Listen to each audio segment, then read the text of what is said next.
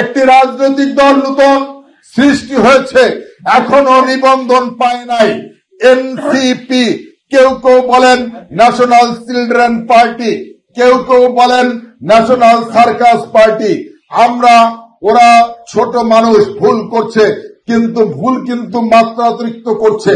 তারপরও আমরা ক্ষমা সুন্দর দৃষ্টিতে দেখব, আমরা কোনো উস্কানিতে যাব না। ওদের কিছু নেতা জানি না কয়দিন করেছে গণ অধিকার, কয়দিন করেছে আরেক দল, এখন আবার এই নতুন দলে।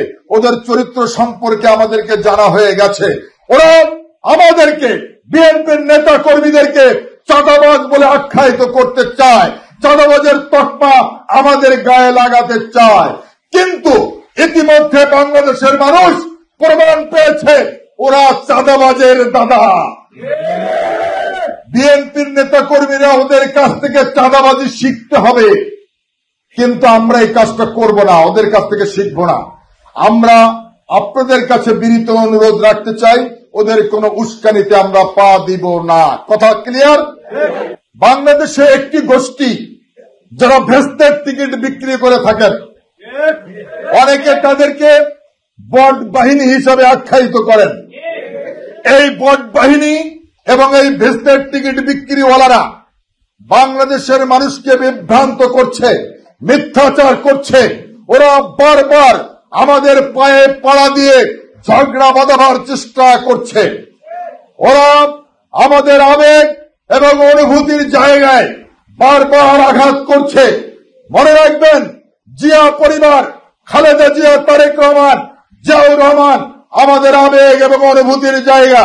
ওরা বারবার আমাদের সেই আবেগ এবং অনুভূতির জায়গায় আঘাত করছে। আমাদেরকে ধৈর্য ধারণ করতে হবে, কারণ ওরা চায় একটু খবরের পাতায় নিউজ করার জন্য, ওরা চায় নিজেদেরকে একটু আলোচনায় রাখার জন্য, ওরা চায় একটু আলোচনায় থাকার জন্য। ওরা ষড়যন্ত্র করছে। ওদের কোনো পাতা ফাঁদে পা দেওয়া যাবে না, ওদের কোনো উস্কানিতে পা দেওয়া যাবে না।